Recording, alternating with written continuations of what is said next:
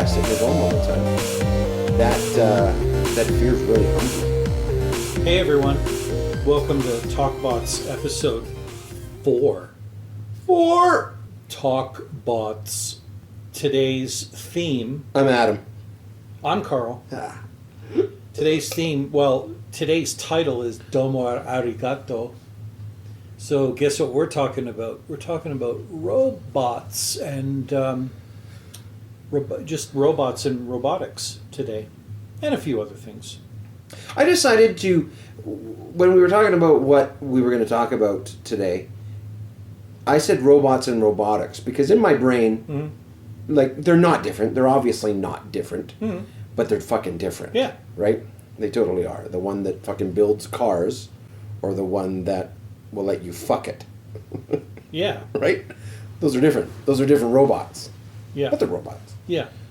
Yeah, like I put it, I figured we'll put them all under the same tent for now. I had to take a look online earlier today. Was it earlier today or was it yesterday? No, actually it was yesterday. I needed to refamiliarize myself with just what's going on in the world of robotics because I kind of know a little bit about what's happening, but I've been sort of a little, not really paying attention much. Because there's a lot of things apparently that are happening in the world of robots and robotics that don't really make front page news in our society. Like, people know about the Roomba, Right. but very few people know about the robots that run the automated Amazon warehouses, for example, which, by the way, is, I think, like one of the coolest things Yeah, they're pretty cool. ever invented by engineers. Like, holy crap. I don't know if... So it's super interesting you say that. Sorry, Yeah. I don't mean to interrupt, Yeah, but no.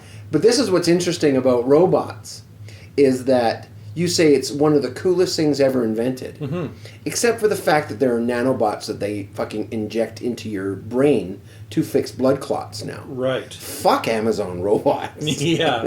Yeah. Amazon robots are cavemen. See, that now, so maybe you can speak to that because I am way out of the loop when it comes to nanobot, where we are with nanobots. Right.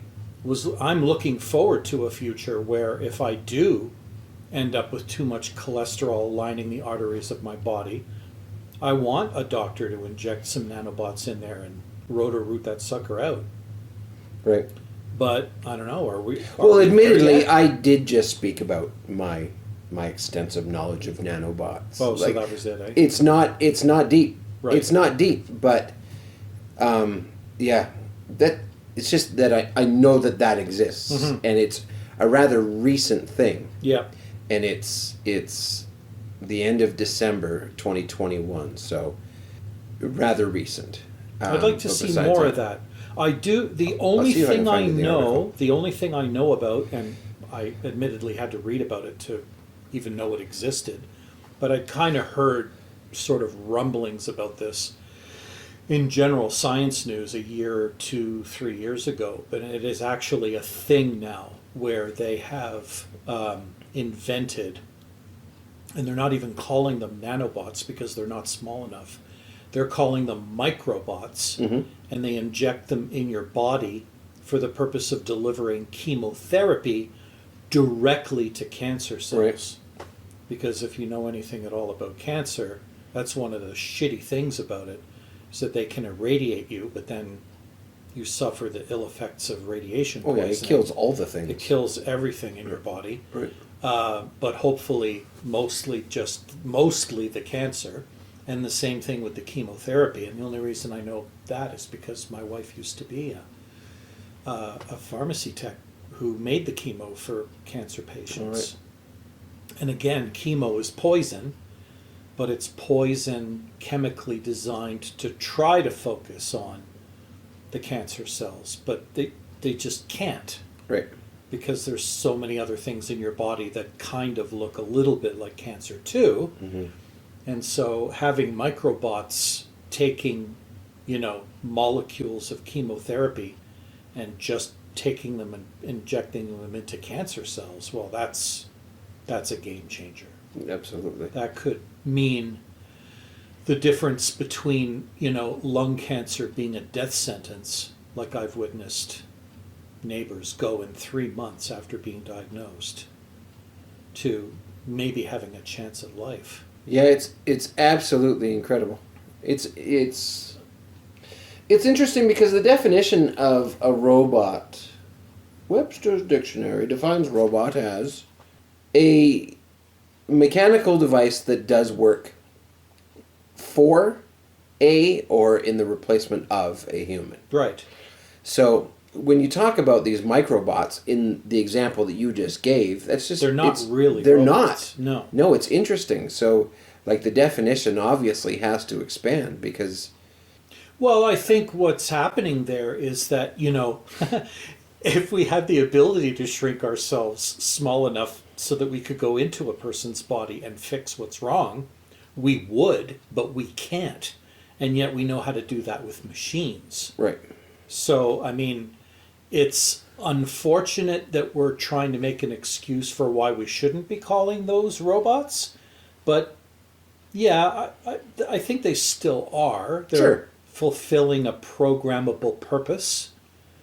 Yeah, I guess my statement more is just the fact that that things are just changing so quickly that these definitions that we've created. Yeah, they're a little obsolete. Yeah, because when you talk about a robot and the definition of a robot, it's like you said, the Roomba, which is so obviously a task-based, Yeah. like tangible thing for Right. us, right? So I don't know, but yeah. So So floor cleaner / cat transport device. right. Sometimes babies. No one saw that coming. Yeah, In fact, I almost lost it. I almost did a spit take when I was reading reviews of the Roomba, and people were asking questions like, so how many cats will this thing give a ride to simultaneously without breaking? Oh, man. Because they had this, image in their mind that if I buy this thing, the cats are just going to go, oh, a mobile transport device for me. Thank you. Why isn't it going where I want it to go? Let's see what happens if I bat it around the front. Oh, look, it changed direction. Nope, you guessed wrong again. Bat, bat, bat. There you go. Take me to the kitchen. I hear a can opening. So what kind of robots have you heard about or read about that you find fascinating? Well, all of them. Yeah. Really, like no bullshit. Like the ones I initially heard about outside of fiction for sure, which are becoming more and more nonfiction, are the ones that were replacing people in automotive manufacturing. Yeah. Right? Just building cars, doing the same repetitive shit over and over and over again, and a robot replaced X amount of people. And that stat being propaganda or not by a union or whatever, regardless, that robot is replacing a human being. So I remember that coming out and the fear mongering involved with it, and it led me down a path of being very interested in robots, but funnily enough, not like so interested that I kept paying attention because it was just a thing that was happening and it was out of my control, so it just happened. And didn't touch my life. And maybe I was just naive enough that it wasn't going to likely affect my life because I wasn't going to get into car manufacturing. I was pretty short-sighted. But anyway, but it's neat to know that that's what they do. Like these giant robots worth millions of dollars are putting screws into panels. But it translates to speed, money, safety. The Amazon ones are cool, but they're not super cool anymore simply because you see other kinds of robots now. Yeah. Right? That are like, what's that one made by, I think Panasonic. I think it's by Panasonic. It's animatronic. It's like a human being, and they were teaching it how to flip and walk, and it was white, and it kind of looked like an astronaut. What the hell am I talking about? Anyway, like that was the science fiction robot you'd hear about and stuff like that. So it's just interesting to watch it develop, knowing I think it's just going to be what we have in our life. What I found interesting about, just to go back a little bit to what you said about robotics in car manufacturing, I've been not really monitoring robotics in car manufacturing, but I'm fascinated with seeing how things are built, especially complicated things like cars. And so, every once in a while, YouTube will recommend, hey, you should check out this video of like Mercedes being built or Tesla's being built or whatever in a car factory. And I'll check it out, for a few minutes until I get bored or whatever. But I'm noticing that in the more modern car factories, robots are doing more and more of the work. And then I happened to catch an interview with Elon Musk, the owner of Tesla, and he said that he actually was kind of surprised that technology was kind of putting a bit of a kibosh on the image, the dream that he had for his car plants. He wanted to have as much robotics in his plants as possible. In fact, he kind of described his car factories as factories built by factories. Like he wanted to be able to not only automate the process of building the stuff that was being built in the factories, he wanted to automate the process of actually getting the factories built in the first place. And he said that he tried to replace as many human hands in the car assembly process as he could with robots, and he found that he couldn't, because there are just some things a human being can do that a robot hasn't quite mastered just yet. And it kind of threw him for a loop, because he wasn't expecting that. He was expecting to be able to replace more humans with robots, and he found that it's going to be a lot harder than he originally thought. Interesting. Which I found really interesting, because if anybody's going to figure out how to do it, it's going to be him. But even he had to admit that, what we do as human beings is hard to replicate. Yeah. Sometimes. And I don't know if we were going to go down this road, artificial intelligence, but artificial intelligence is another example of that. We have AI, but what it can do is very focused, very limited. We don't have a real AI yet that can be like a human being, a free-thinking, free-analyzing human being.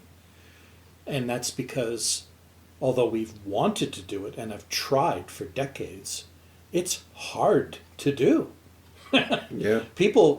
Human beings had no idea just how complicated they were until they tried to build something to do exactly what we do. Right.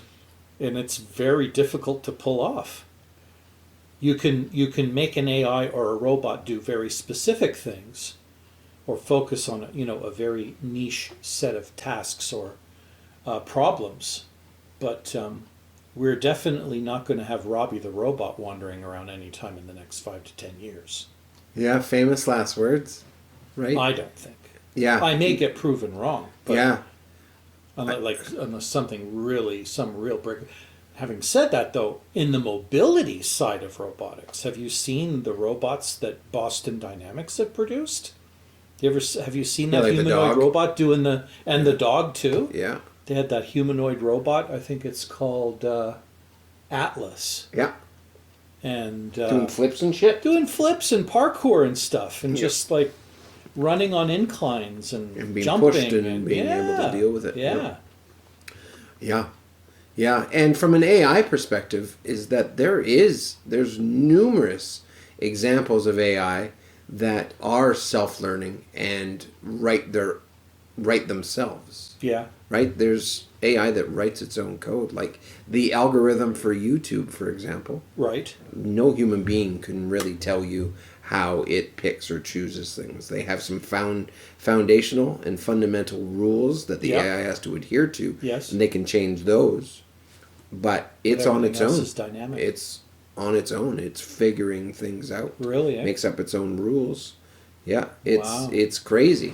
So I don't think I agree that in 10 years, like if you looked in the last 10, what has happened in the last 10, which is massive, and it's exponential growth, right? So I wouldn't be surprised. I'm not saying that they'll be in our house making our martinis yet, but they might be, right? Like it's nuts. It's crazy. It's half terrifying, because something that I enjoy about this podcast is that we talk about technology, and I was trying to define it because I got asked all weekend, because my wife really enjoys this podcast and she's been bragging about it to her whole family, and I got asked a number of times what it's about, and I just landed on it's the philosophy of technology. That's sort of what we do here. And the robotics one is crazy, because I always land on, and maybe it's just because of my age, is I always think of Skynet. Like, no shit. Yeah. Right? Is that it will get to the point, and AI is growing so quickly, because the robots are one thing. It's the AI that will control everything, because that's obvious. It's all software driven. So at what point does it decide that we're in the way? Yeah. And what? Yeah. Yeah, no, that's a really good point. And there are a lot of people who've started to speak up about that lately.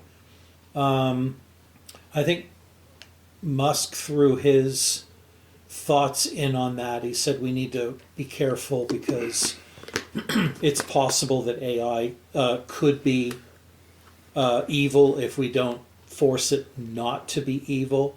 I look at it from the perspective of every program, every tool, every artificial intelligence, which is just a very extraordinarily sophisticated tool that has been designed and evolved by somebody, has been designed and evolved by somebody for a purpose.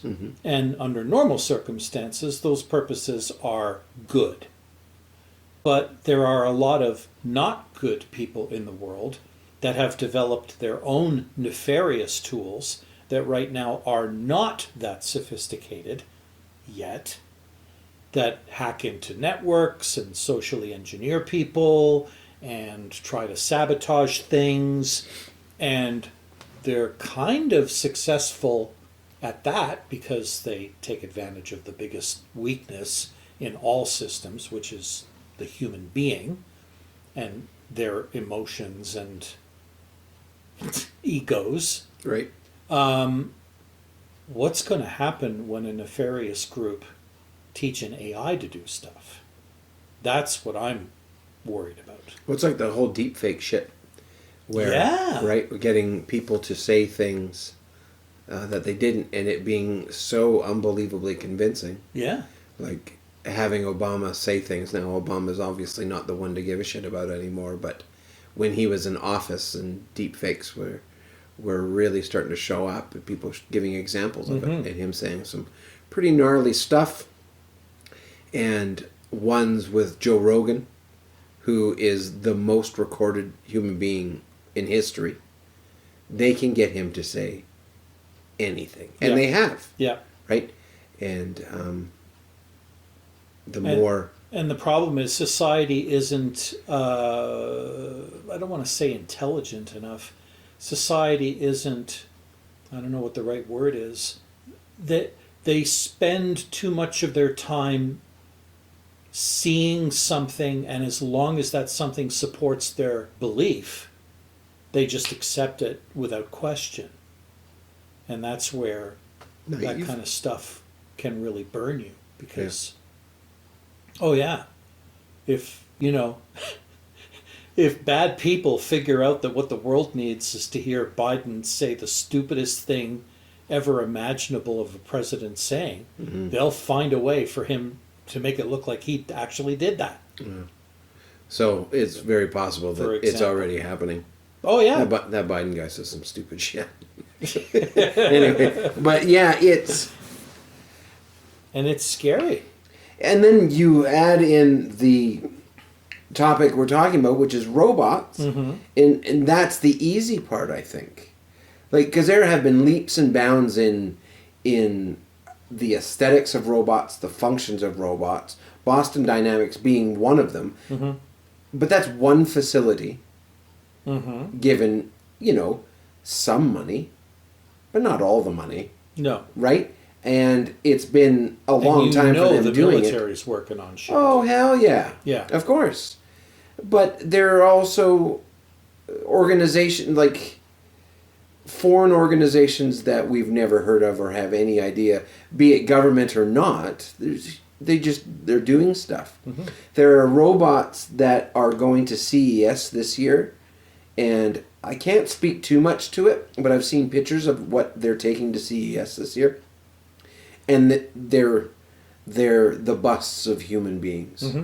And they will speak to you, and they just look like disembodied humans. It's fucking crazy. Yeah. Right? And that's just a matter of time of getting all the cogs and tubes and wires and shit working.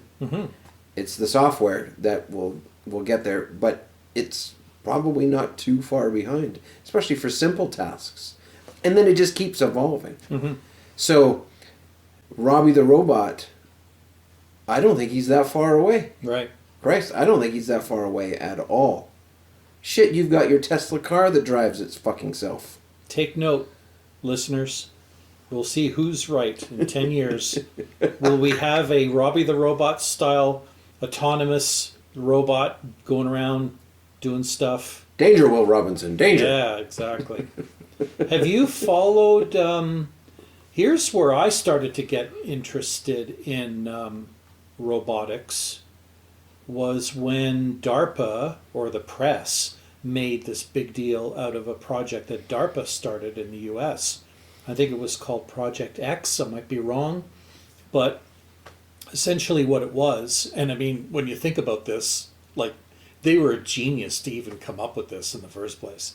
They said, okay, so DARPA, by the way, is Defense Advanced Research Project something or other agency, and they're basically at the cutting edge of technology trying to develop weapons of mass destruction that don't involve any human interaction whatsoever.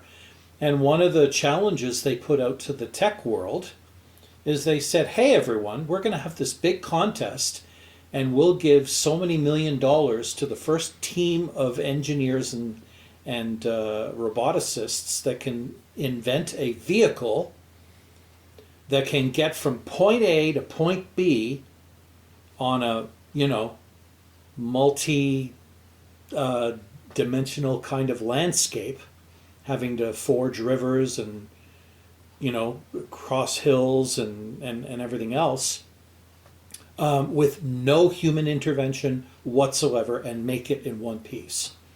And these companies were just like tripping over each other trying to make these things. And they didn't succeed the first time around, so they had another contest the next year, inviting everybody to come back and try again, or anybody else that wanted to get in on this. And of course, the whole point of this is the military wanted someone to build them an autonomous vehicle so that they could slap some weapons on and, say, there's an enemy in this sector. Yeah. Get him. Go to there. Kill it. Yeah, go there and kill. Yeah. And so, yeah, it's like, that's why it is quite plausible that bad people would try to use robotics and artificial intelligence to do bad things once they get their hands on that technology, because, our own militaries are trying to leverage that technology. The only difference between the two is the military's got endless amounts of money, or at least the American military does. Right. The criminals don't quite have all that money yet.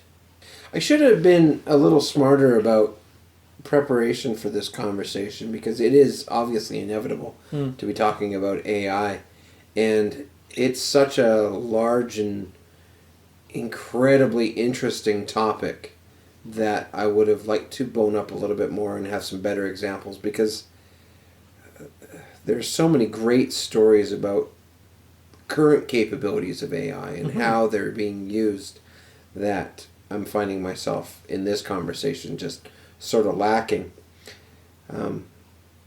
Well, I'll give you something to talk about. You can probably speak to this. At least I hope you can. Otherwise, This I'll would be be cutting really this weird. out of the podcast. Yeah, it'll be like, and What the now fuck Adam's is going to that? say something really profound about gummy bears. No. There is an element of AI, kind of, sort of, that doesn't really get talked about at all, because it's an intrinsic part of something that's been around for such a long time and has evolved so much over the last 10, 15 years that, interestingly, we don't even talk about it because we take it for granted. Video game technology. Yeah, man. Like, holy crap. Yep. I fly this flight simulator, and the latest Microsoft Flight Simulator obviously has some kind of AI built into it, because it advertises it as such when you open the game, when you open the simulator. And it's obviously doing something, because when you fly a plane in the simulator, it's literally like flying a plane in real life. Like, when I take off from the airport in Calgary, I recognize everything. I recognize the roads and the malls and the buildings, and they're all being rendered in real time, shaded in real light conditions, whether it's sunrise, midday, sunset, snowstorm, rain, clouds are being generated, lightning. It looks amazingly real, and is also having actual effect on the flying experience on top of that. Yep. As I come in for a landing, if it happens to be windy in real time, I'm going to feel that when I try to land the stupid airplane. And, that just blows my mind. Yeah, it's crazy. You know what I mean? It's like, I have actually had thoughts in my head of, oh, we're having some really severe weather right now in Calgary. Let's see if I could fly a plane through that shit. Right. Because the simulator is going to try and duplicate the weather as it is. Oh, okay. And even if I didn't, I could force it to say, give me the most violent weather you can generate, and let's see if I don't crash my plane trying to fly around in it, or whatever. Or if I could find the airport again and actually land this thing after I get up above the clouds. Right. So, and I mean, that's just one example. These multi-person shooters, games that exist and have existed for many, many years, they're just getting more and more sophisticated. And even if you're not playing against other real players, the computerized players are getting smarter and smarter and anticipating your moves and making it harder and harder for you to win the game, even if you're not going to play against other real people. So, I mean, this is another example of artificial intelligence that we don't even hardly ever talk about, because there's only a small niche group of people who are even aware it exists. Yeah, it's everywhere. Yeah. It's everywhere. It's in Netflix. It's in my insulin pump. So my insulin pump. Yeah, so how my pump works is that it will administer a background dose of insulin every 5 minutes. Oh. It will give me an amount. Right. And it bases that amount on what my blood sugar currently is. Yep. how where it was previously, Yep. where it's going, where it thinks it's going next, Right. and also on trended data over the last 6 days. Ah. So when And- you're about to eat at a set time, Yep. it knows that and is prepared for that in advance. Right, and will administer insulin based on that. Neat. Yeah, so it's everywhere, and it's not a dynamic algorithm beyond those inputs. But it's It's still not- pretty smart. It's certainly smarter than it ever was before, and the next model is significantly smarter. And there are open source versions of the insulin pump where people have written code for them that are significantly smarter. It's everywhere. It's hard to think about a place that it doesn't. Algorithms or artificial intelligence is. It's hard to think of a place where it isn't. Yeah. But it's fun. We use the term artificial intelligence like we used to use the word cloud. I think. Yeah. So we just put it on everything. Yeah. Yeah, it's artificial intelligence. Any Well, sophisticated programming. But yeah. I mean, yeah, and you're right. I think artificial intelligence is being used as a label on too many things that aren't really artificial intelligence. I think a term that's going to become more commonplace as people start to get introduced to the kind of technology that is being put in things more and more these days is machine learning. Absolutely. That's the appropriate. Yeah. It's algorithms that Yeah. are bringing in data and modifying themselves. And a good or other example of things. that, Yeah. and I can't believe that we're circling back around to a topic we've already covered, and I could just hear Adam right now going, oh, fuck, no, he's not going to talk about driving cars again, are we? But yeah, like, I mean, when, and this is something that really fascinates me, like, the things I have witnessed cars with machine learning algorithms do, both at the beginning, their infancy of their learning, and what they're capable of doing now. The acceleration of capability is, and this is what really pisses me off about this. I'm going to go off on so many tangents. I'm going to lose track of what my original point was going to be. But I watched a YouTube video of a Tesla driving on a highway, and the driver had a dash cam going. And the car was able to detect that the car in front of the car in front of him was losing control of itself and was about to start rolling, causing the car behind it, which was the car in front of the Tesla, to not be able to react fast enough and crash into that rolling car. The Tesla, you can, and I had to play the video back and watch it again and again and again and again, because the car makes a sound when it knows something's wrong. Uh-oh. Yeah, it's almost like, but it's not an uh-oh, but that's the sound, that's what it's trying to evoke. And it made that sound before you could see with your eyes what was happening. And then it's like in slow motion evolved into an accident. And meanwhile, the car, because it saw what was about to transpire, it thought so fast into the future that it went, nope, we got to stop right now because we are about to drive into something really, really bad if we don't. And it did. It came to a very quick stop while the cars in front all just basically went berserk and lost control and crashed into stuff and each other.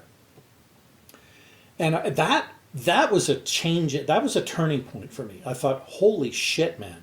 If that's what we're figuring out, if that's what the car can do now, I wonder what it's going to be able to do in like 5 years. And so here we are, almost 5 years later, and the car is basically driving itself, albeit in a beta form, so not fully not fully endorsed by the government. Mind you, who knows if that's ever going to happen, because governments legislate at the speed of whatever, the speed of maybe, that they don't even understand half the things that they're trying to legislate. They're Right. moving so fast Mm-hmm. compared to the speed that governments operate at.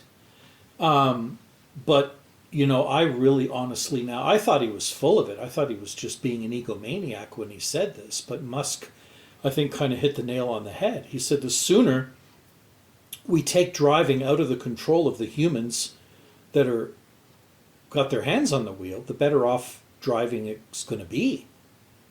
Because my cars can react better, faster Mm-hmm. than any human, and because of that, it's going to make driving so much safer than it's ever been before. Yep. And he said, I'm not just saying that because I want to sound cool. He said, I'm putting my money where my mouth is. Mm-hmm. He goes, if any owner were ever to come to us and say, I can't find an insurance company that will insure this car, we'll insure it for you. Because we are that confident that you're going to have fewer, if not no claims driving my car. And he said, right now you can be a bumbling idiot and you'll get into trouble in my car. I'm aiming for the day when you, even though you're a bumbling idiot, the car's just going to ignore you. Yeah. And just do what it needs to do to get you to point B. And, there will come a day eventually that when you need to send the kids off to the arena to play hockey, you'll just dump them into the car and it'll just take them there. Right. Or as you stumble out of the bar, not being able to drive, you'll just say, hey, car, come and get me. And it'll come and get you and take you home in one piece. Right. And you won't have to worry about getting there alive because the car will just do it. The car will just do it. That's that sure is a big argument for the dangers of AI and how we need to get on top of it. Yes. Is the example you gave about how its ability, the Tesla's ability in that scenario to see something before it happens, or as it's happening, but so far before we would even know that it was going to happen. Right. Not that before it was even happening. registers. Yeah. Yeah. Is that's what makes AI great and also terrifying. Is Yes. that how many things it can do And so what would incredibly happen quickly. if somehow someone found a way to corrupt it? Yeah. Which, well, like, of course they will. Yeah. Like, of course they will. Right. Yeah. It's so same we have way to with work car- on legislating the use of AI. Mm-hmm. Like, that's what needs to happen. Mm-hmm. My confidence in that is super low, right? Like, Well, and again, it's only because governments historically don't act quickly. right, They'll still be working on a problem that they were trying to solve 5 years ago, and we'll have already moved on to the next thing right, by the time they make up their mind one way or the other. right. Like there are a lot of states in the U.S. that are threatening, oh yeah, we're never gonna let cars drive themselves, And everybody's kind of going like, well, why not? If it's actually a safer thing, until we can prove otherwise, why wouldn't you? Why wouldn't you? So that's, like you said, the fact that machine learning and sophisticated programming is in so many things now. And I mean, the thing that I'll use as an example of this, which this is the one device that I have to keep reminding myself what a wonder of human ingenuity and engineering and technological capabilities it is, are goddamn cell phones. Mm. Like, holy shit, man. The amount of computing power, photographic capability, photographic wizardry, communication wizardry, connectivity that a phone has in such a small package is mind-boggling. Yep. It sure is. It's mind-boggling. Yep. Then you attach it to the infrastructure that's built to maintain them as mind-boggling. Yeah. It's nuts. Yeah. Like, I mean, I used to be fascinated by the fact that my phone could tell me how to get somewhere. Now it's telling me, don't go that way. Yeah. Yeah. It's Because right now, it's a shit show. right. We're going to take you this way instead. And that's just like, what? Yeah. That's the one that always got me. Like cell phones as a whole, yeah, is super cool. But for me, it was always cell phone is ultimately just a computer. Like yes, computers are cool, and you can just put cool software on it. But the software that always got me, still gets me, is super interesting. Is what we were just talking about. Is maps, is the dynamic maps, its ability to find me a destination, and how to get there, And how busy it is. and how busy it is, like anywhere, Yeah. and Yeah. like Now. instantly. Yeah, What the fuck? What the flying fuck? I know. How is like wizardry? And I I know. just like I totally feel like an old man being just marveled by like kids nowadays and be like, well, yeah, pops, of course. But it's fascinating to see because we were fortunate enough, unfortunate enough, not sure yet, to have lived a large section of our lives With without none of that. without it, Yes. right? Like So it's, you had to ask some dude on the street, Yeah, how do I get there? right. And now, Or unfold this massive giant piece of paper Yeah. that's been folded in 64 different ways from Sunday. Right. And good luck ever folding it the same way and make it actually fit back in your glove box. right? Yeah, it's in the back seat for sure. Yeah. And never mind the fact that the map was obsolete the day it was printed. Oh yeah. So if you're Exactly. trying to get to a new What the fuck neighborhood, is this subdivision? Good What luck. the hell is that? Good luck. Yeah. Yeah. It's really interesting to watch. I'm really very thankful that I exist the time that I exist. Yeah, me too. Is that All these Un- wonders of technology are being unleashed upon us, and I understand exactly what you mean. It's like we're in the perfect generation to appreciate what a paradigm shift it's creating for society. And this is just the tip of the iceberg yeah, on top of all of that. yeah, and not creating isn't the word. It's created, and now it's just modifying the paradigm that it has created. Mm-hmm. Right? Like everything is different. Right. Everything is fucking different Right, now. right. All because of these technologies. Yeah. Like something without. See, now I'm back to that word that a word that I'm using over and over and over again. Right. Fucking today it's driving me crazy. Oh, okay. I'm not even noticing, so for what it's worth. I feel like I should be on the fucking movie Mean Girls. It's modified everything in our lives. Being without the internet is just not a thing. Well, you know what it's doing to me, though, that I'm starting to notice now? Is I'm getting so used to the amount of information that I have at my disposal instantaneously that I'm now getting more demanding about why aren't you able to do this? I'll give you an example. Holiday season. Yep. Store hours are different than normal. Right. So when I go on Google and I say, when does such and such a place open? It's usually able to tell me pretty reliably, oh, it opens in 15 minutes.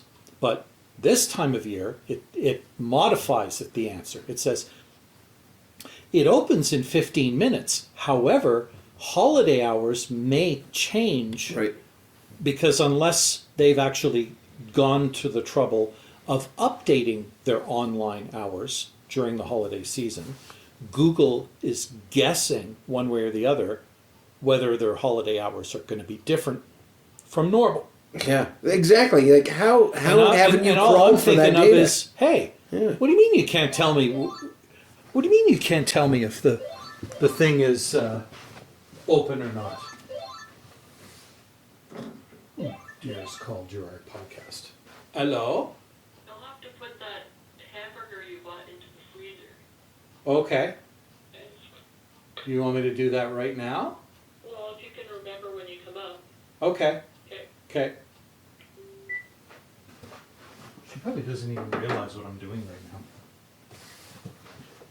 So I will do it now so that I don't forget to do it when I go upstairs. Sure. Just give me like 30 seconds. Yeah. Whoopsh, whoosh. Do you know what that sound is? That sound is being emasculated. You go do the ground beef, Carl. You do it. Because you're told to do it. Yeah. You put that ground beef in there. Work it into that freezer. Told you. She had no idea. So yeah, I'm just, I'm finding now that it's so easy to get certain kinds of information through my phone or through the internet in general that now I'm kind of losing my patience if I can't get the answer that I'm looking for. Yeah, and I have an example as well, and it is based around retail, which is sort of telling that both of our examples are retail based. Fuck, what a society we live in. Is that how can you not tell me what you have in your fucking store definitively? Oh, God. Like, this isn't hard. Well, this isn't hard. I know. Why isn't your POS connected to a database that provides the fucking data to a web service? What in the flying fuck? I know. And it's like I'll go to a store that has told me they have stuff, and they'll even tell me the quantity of what they've got. Yep. And then I get there and they go, "Oh, yeah. Oh, yeah. Was it the website that told you we had 5 of those?" Yeah, see, here's the problem. When we sell something in our store, it takes a long time for that to update the database. Gross. What? Yeah. What's the point of having a database Right. Yeah. if it's not updating in real time? The only store that I found that does it well is Canadian Tire. And Amazon. Well, yeah. But I mean, but you they don't go to invented- Amazon. No, you don't go to exactly. the Amazon. But Canadian Tire, and I've tested it. I went and there were 4 blenders or 5 blenders or whatever the fuck it was. I went and I bought it, and then there was one less. Right? And I'm sure it wasn't immediate, but I did look it up later, and it wasn't even that much longer later. So I don't know how other stores don't do it. Like every store. Like, you have all of this data. Oh, I know. Why don't I know how many bags of fucking Tostitos does Co-op have? Right. What the fuck? Well, and that's just it. Like, there's nothing more annoying. And I think this is one of the reasons. People say, "Oh, Amazon is so evil. Amazon, but they're stealing all their jobs and closing the store." No. What Amazon is doing, you horrible capitalist losers, is they have figured out what it takes to make the customer happy. And what will make the customer happy is when they go somewhere and they see something and it's actually available. Right. Or not, but if not, it'll tell you right then and there. Nope, we don't have this right now, and we don't even know when we will have it, but we have this. We definitely have this. Whereas I've really started to get tired of wasting my time going to a mall or a box store to buy a thing I wanted only to find out that they had none. And the retort was always the same. Because retail box stores have embraced the capitalist model just-in-time delivery, the minute they sell out of shit, that's it. You're hosed. Because if the replacement is so far back in the supply chain, you're going to be lucky to see it in 2 weeks. Right. You'll be lucky to see it in 2 weeks. So, of course, the only thing they could offer you when you showed up and wanted the Xbox and it wasn't there is they could say, "Well, we could order one for you." And would you like us to order one for you and it'll be here in 2 weeks? No. I came in to buy one today and you don't have it. So guess who you're never going to see again? Because once that happens so many times, you're not going to go back to that store anymore. But when you log into Amazon and it's there, and it's even cheaper than it was in the store, you're going to buy it from Amazon. 2 birds, 1 stone. Yeah. And they're going to do you the favor of bringing it right to your door. Which, I suppose, I think Amazon is eventually going to, and I don't, like, boy, talk about a tangent, but I think Amazon is eventually going to have to answer for the environmental impact that they're having on... That fucking company has got a lot to answer for. Yeah, They fucking killed how many people, like 2 weeks ago? Yep. No, they got a lot to answer for. And I think one of the things that Amazon may end up doing is they may end up trying to back off the we're going to bring it right to your door business model. Unless you pay extra, in which case they'll just like buy carbon credits with that extra money. And do the locker thing where you go to the post office. Do the Canada Post thing. Yeah, exactly. Yeah, just set up big lockers. Pick up your thing from the Amazon locker, which is a big thing in the States. Which would not upset me at all. No. No, I would prefer it. No.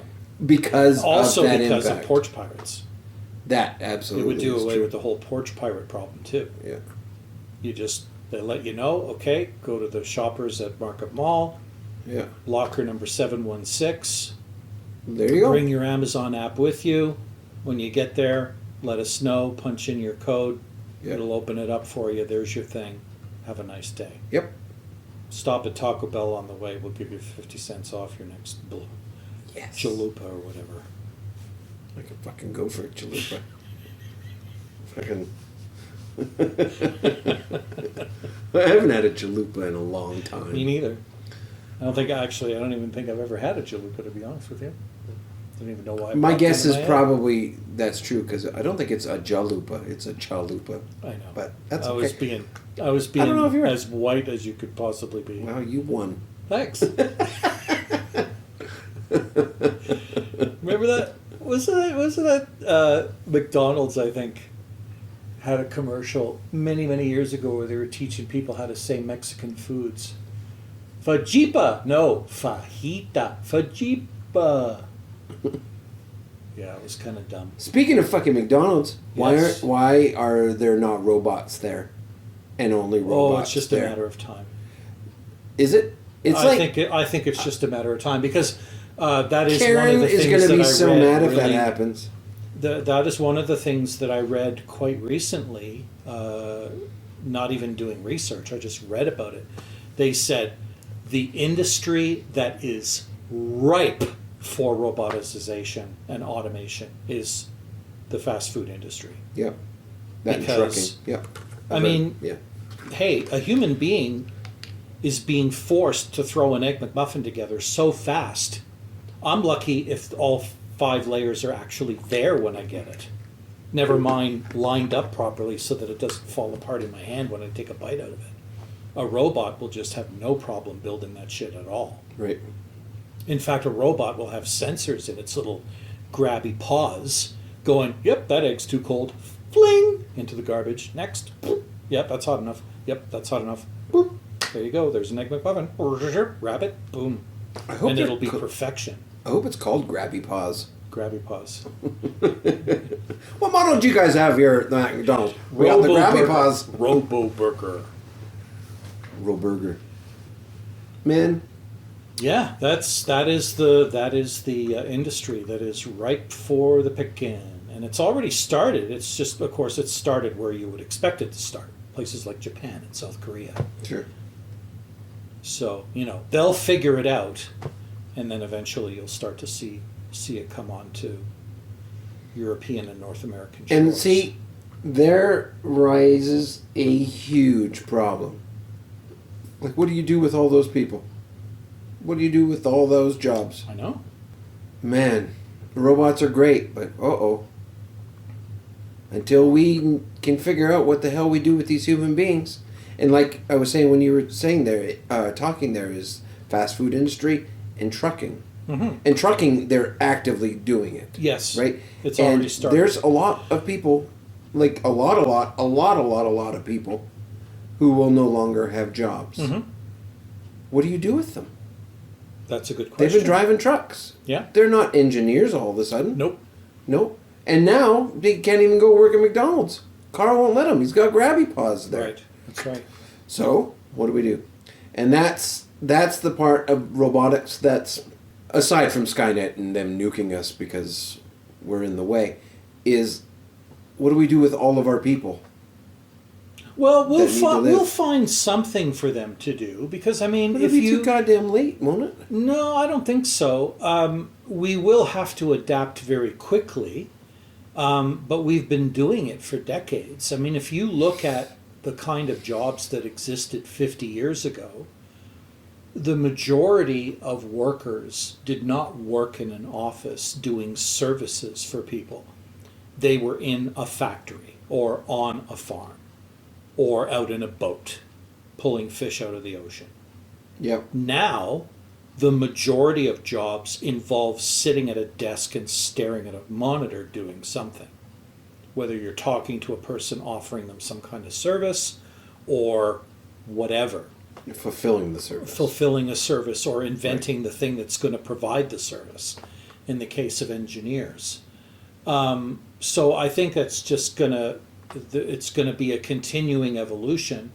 But you know, if you need a quick answer to what are all the people who used to do the jobs that robots are going to do instead going to do, they're going to have to adapt to the next generation of jobs. And I can't honestly tell you what that's going to be, but someone's got to build the goddamn robots. Someone's got to fix the robot. When the robot starts making, quintuple cheeseburgers because it's got a flaw, Yeah.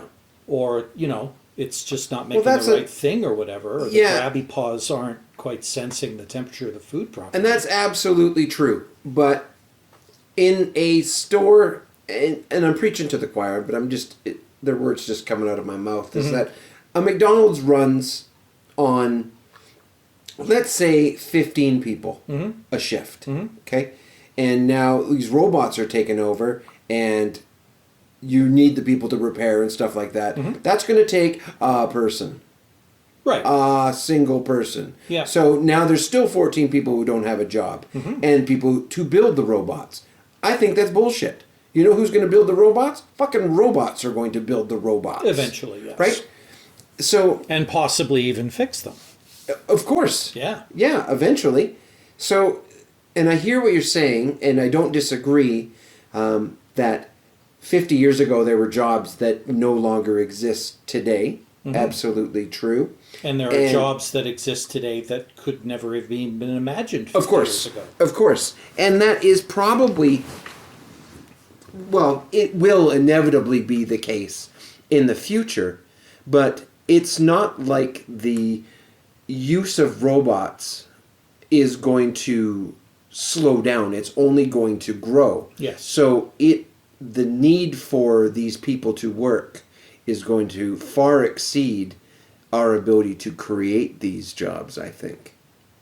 So ultimately where I'm going is... The labor force is going to shrink. Yeah, but how do people eat?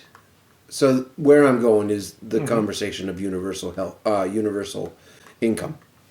Well, Right. I think we've just figured out what we're talking about in our next episode. Right? Yeah. And it's actually a topic that is near and dear to my heart too, Yeah, it's... because it's one that needs exploring with a great deal of seriousness. I think so. Yeah. And all based around robotics, in Yeah. my opinion. Oh, yeah. 100% Yeah. is that we're in trouble. Yep.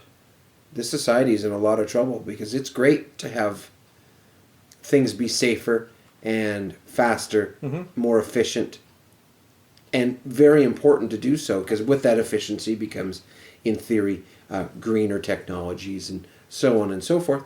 but we're still humans and we still have to eat, and we can't just not feed these people, or we debatably already live in a dystopia, but it's going to be like the ones you watch on movies. Like, Yeah. like really widespread chaos. Right? So we're all going to be trying to get on the Running Man. Right? You know what I mean? Fuck. So, yeah. Yeah. I don't know what to do. I don't know. I can't fix it. So. No. Let's switch gears to the arts side of things. We talked a little bit about music. We talked about movies. Yeah. I promised this week we were going to talk about books. Right. Oh, by the way, did you have a chance to look at any of the titles that I sent you? I did indeed. Yeah. And I Any was of them? so unimpressed with one that I read that I am having a hard time remembering its title. Okay. And I had a hard time remembering its title the whole time reading it. Wow. I think it was the first book of the Murderbot series. Oh. Huh. It something red. Fuck if I remember. Just didn't. It was, and I don't want to be a naysaying cynic wiener face about it, but it was terrible. Hey, I either had it a- works for you or it Yeah, doesn't. absolutely. Yeah. And its rating on Goodreads is huge. People loved it, Mm-hmm. and it wasn't what I expected, which isn't a bad thing. Mm-hmm. I didn't know what I expected, but the book doesn't start like you would expect a book to fucking start when it's the first of a series, right? It's just like you're right in it, and Yes. it tells the story as it tells the history as the story is happening, which is Yes. very neat. But after you get it, Mm-hmm. it just drops off. Mm. I don't care about anybody. Mm-hmm. I stopped caring about the Murderbot. Right. I couldn't follow the story, Right. partially because it was kind of boring. Yeah. But like I didn't really know what happened. Right. And the thing that probably pissed me off the most, but made me laugh throughout the book, is right when I'm about to cash out, and just all right, I'm cutting my losses Yeah. here. If something would happen, I'd be like, okay, I'm going to give you another chance. Right. And in I go, and then it would just, half a hand job, and off you go, let down, and then it got to the end, and there was a cool twist that was so unfulfilling. I was just like, what the fuck? And I had written a review on Goodreads about it, and I ended it with just like, I hate this book so much that I'll probably read the second. Like, Just to see if it was an anomaly. yeah. Yeah.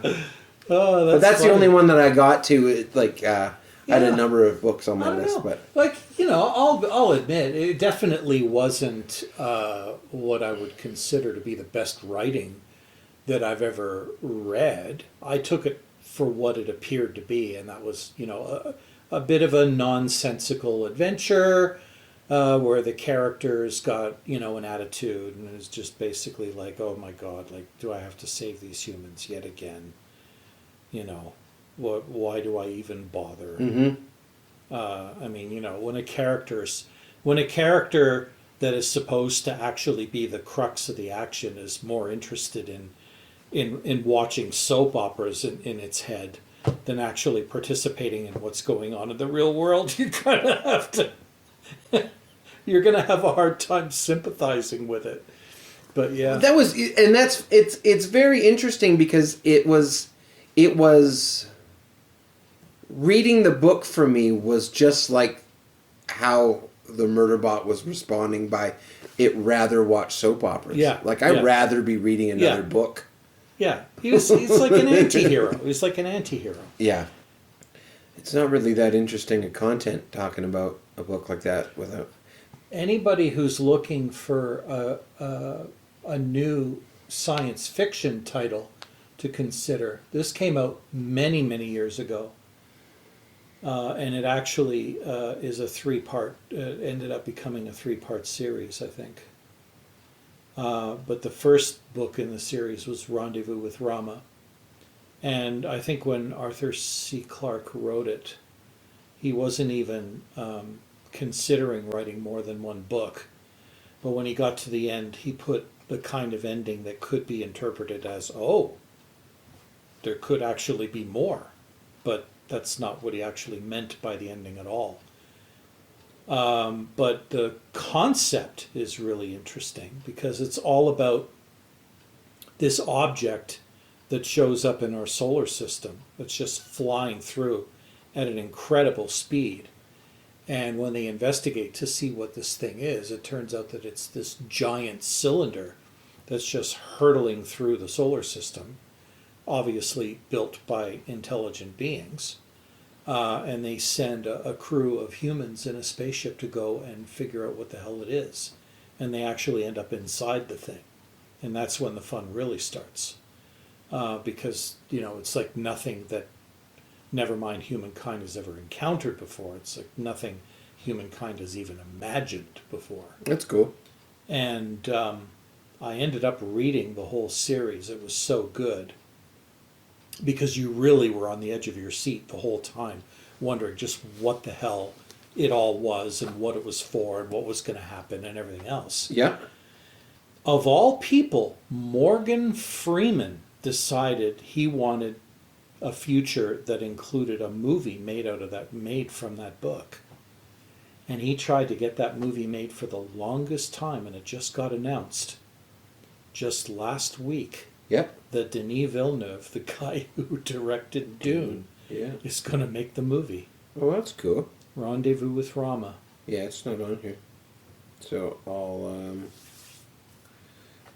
So that's exciting. That's Because cool. I've always wondered if they could do that book justice by making a proper movie about it.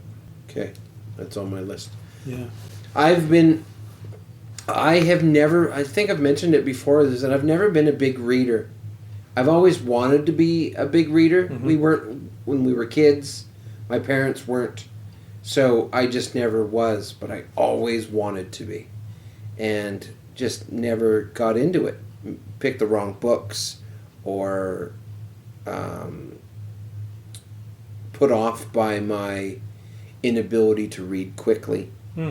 Embarrassed by it. Because I'm not a very fast reader. Right. And my reading comprehension was always quite terrible in school. And that's probably because I never fucking read. But anyway, so I've been working very hard during this pandemic to find fucking things to make myself better. Like, come out of this thing better. And I am now in this phase of trying to read. And I think I read 7 books in December. This December. Wow. Like, all different or kinds? on my 7th book. Yeah. Like Misery. Physical books or on a screen? Ebooks. Yeah. Audiobook, 2 audiobooks, and the rest books, ebooks, and I've been really enjoying it because not always, it's not true, is that in my adult life, especially my professional adult life, I'd always stayed away from fiction because there is this sort of thought process is that if you only read fiction, you're a bit of an idiot. Right. Right? And it worked on me. I believed it. That someone in my industry, surrounded by professionals that are just trying to excel, read these nonfiction books and just grow. And I tried, and I just didn't care, not motivated. Or I'd find a book that was interesting, but it didn't tickle my reading fancy to keep going. And I had neglected the wonderful world of storytelling because I love storytelling. I always have. I've always thought I was pretty good at it. And then I just said, what the fuck? You're a 42-year-old man. Get a grip. Like, why are you letting these people decide what you enjoy or not? So I just started to read, and it kicked in when I had my major eye surgery in February last year. And I couldn't read. I couldn't watch TV. I couldn't do anything, so I listened to audiobooks. And I listened to 2 Stephen King novels, and they're Insomnia and The Stand. And I was like, these are fucking amazing. Right. Amazing. Right. And then eventually I've started to read, like I said now, and I had become myopic with I gotta read Stephen King books because I enjoyed these. So I read Misery and Running Man and started Salem's Lot and things like that. And I'm like, okay, there are other authors, and other genres and so on and so forth. So I branched out a bit and tried a few different ones, like the one you recommended. I'm reading To Kill a Mockingbird right now. I'd never read that book before, and that's really very good. Obviously, it won a Pulitzer Prize, so it's pretty good.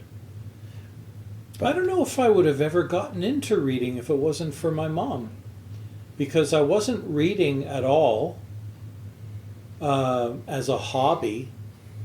And then I remember my parents bought me this book. Pretty sure it was my mom who bought it for me. And like, I don't know what possessed her to pick this particular book. It was called The City of Gold and Lead. And it was a sci-fi book. But the story seemed to be tailored to younger imaginations.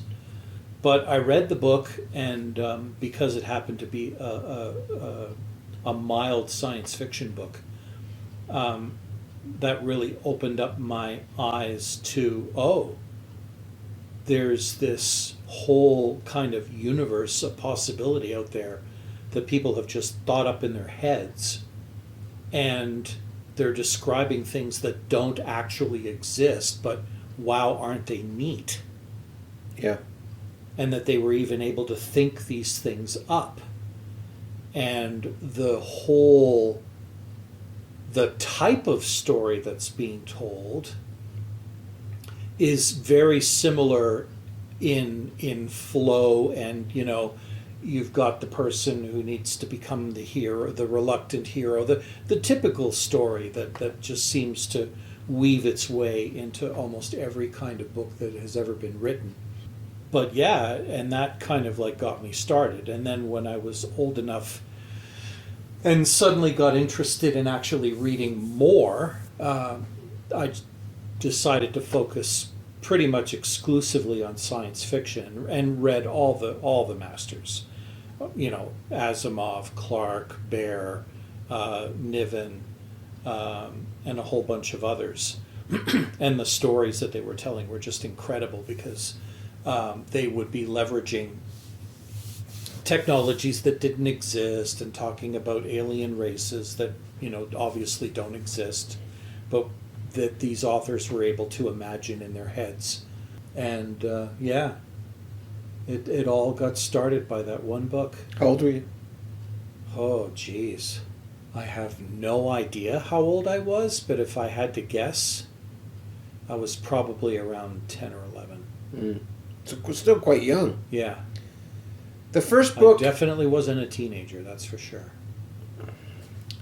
I don't know if it was the first book I ever read, but it was the first book that I think I chose to read. Yeah. And I was like, what in the flying fuck? How is this even a thing that I don't try to experience all the time? Right. And I think it was after high school, and it was Ender's Game. Ooh. And I was like, holy, like... Blew your mind. Blew my fucking mind. Yeah. It hit me like a freight train. Right. And most of the subsequent books, I think I read the next 4.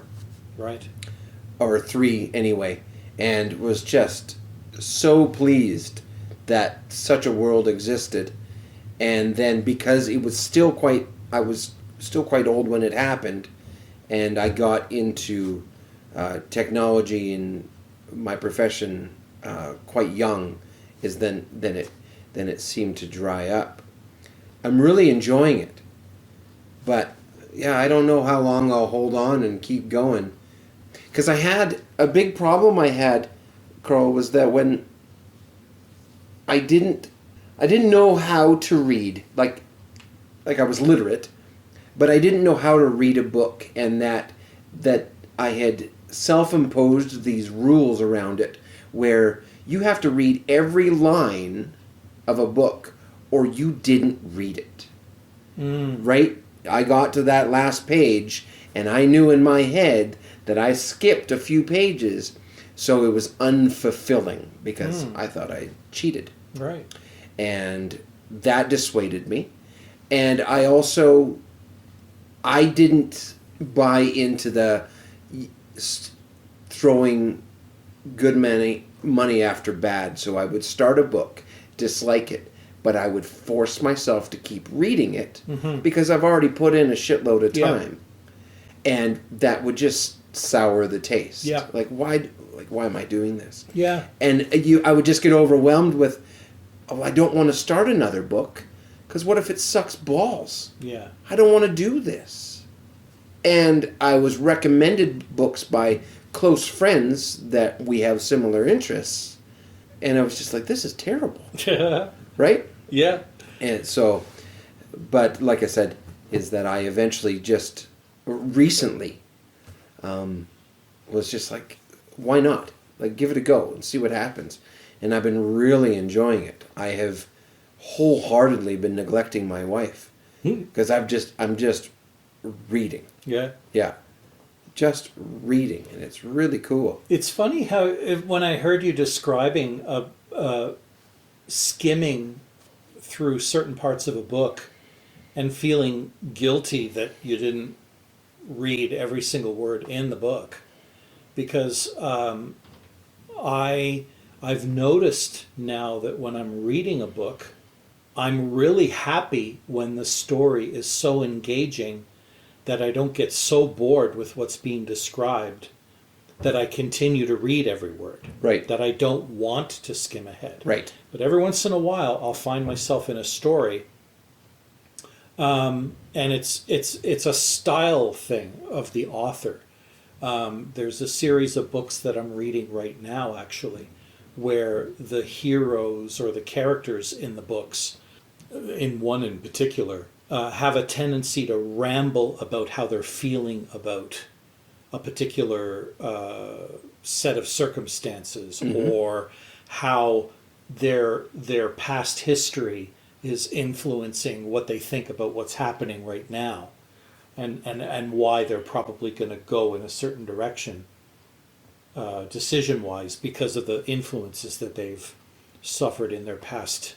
And unfortunately, the way the story is being told, as soon as they start rambling about things that have nothing to do with the current action, I start going, okay, enough with the reminiscing about what got you to this place, and let's get on with what it is we're trying to do here. Sure. Yeah. And I find myself wanting to skim ahead too, but I don't want to, because I'm afraid FOMO, man. Fear of missing out, dude. I'm going to miss out a critical part of the story. I hate that feeling. And then you but end you're up boring reading me, it, and so there was you're fucking making nothing. me want to skip ahead. Yeah. And then you do end up reading it, and there was nothing there. Nothing there. Nothing. No. So I'm trying I to just get start over reading that. faster Yeah. when I get to those parts. When I start getting bored, I'll just start reading faster. And I'm giving myself permission that if it doesn't all sink in because I'm reading it at a faster speed than I normally would, Yeah. I don't care anymore. I have a really hard time with that in many aspects, because one of it is that I'm embarrassed by the speed that I read for whatever reason, like a self-imposed embarrassment. Like, who gives a shit how Who fast cares? I read? Yeah. But when I do try to speed up, because especially now I'm feeling, because the list of books I want to read, like everybody, is just getting bigger and bigger and bigger. So I want to read some of these books more quickly. So you can get on to the next one. Yeah. Yeah. So I try to read faster, but immediately I start thinking about other shit. Right. Like I can't. So You're I not have focusing to. anymore. Right. Yeah. So I have to go back to reading at the same speed that I would say it aloud. Yeah. So it's just, it drives me. And that's just the way it is. Yeah. Some people can get away with reading faster and still absorbing everything. Obviously, you and I are not those people. No. My wife is a speed reader. Yeah. She'll go through a whole freaking book in like a day. Yes. And I'll just be like, what? Yeah. Did you actually retain anything? And she'll be like, oh, yeah. I can tell you the whole story. But she trained herself to do that. Yeah. My best friend's the same way. She had to be taught Yeah. how to speed read. He told me a now story. it's just- That son of a bitch. And I know you're listening to this, so you're a son of a bitch because it fucking makes me feel terrible. But, which is my problem, not yours. But he would tell me a story about he would pick up a novel at the fucking airport and be like, oh, I don't know, I don't know what this is. He would start to read. He'd get on the plane, and he was flying to the northern part of the province to be in a camp. And he would get there and get to camp, and the book would be done. And I'm like, what in the fuck? do you We're do talking that? like Yeah. 4.5, 5 hours. Right. A whole book. How do you do like that? a 300-page, 400-page book. There's no way. Yeah. And he's like, I don't read every word. You skim for bits, and if something catches your eye, you go back and read it. I'm like, what the hell? What the hell are you talking about? So, Yeah. and he says it just comes with practice. You will start to read faster. And I'm impatient, just as who I am as a person. So I just want to read faster now.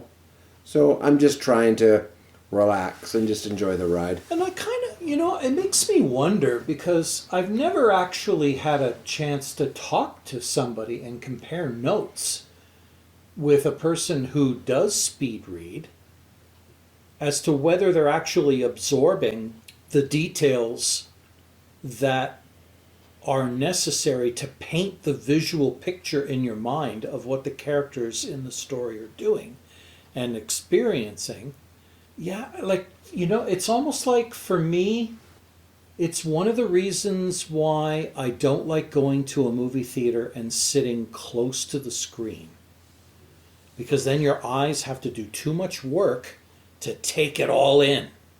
Whereas if I'm way at the back of the theater and I can see the whole picture in a narrow field of view, I actually enjoy the movie more because I can absorb more of what's happening in the scene without my eyes having to look all over the place, paying attention to all the little things that are happening.